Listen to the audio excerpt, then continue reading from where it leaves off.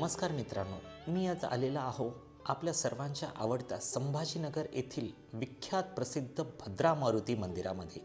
इथे येताच एक वेगळी शांतता आणि भक्तीचा अनुभव मिळतो। चला तर मग आज हा छोटासा मिनी ब्लॉग सुरू करूया।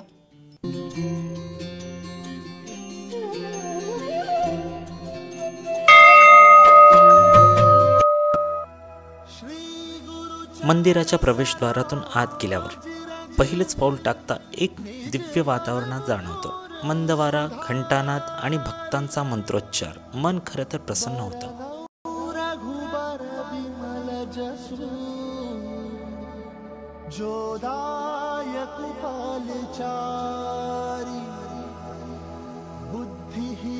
आता आपण आलो आहोत श्री हनुमानजीच्या मूर्तीसमोर। किती दिव्य आणि प्रभावशाली मूर्ती आहे ना।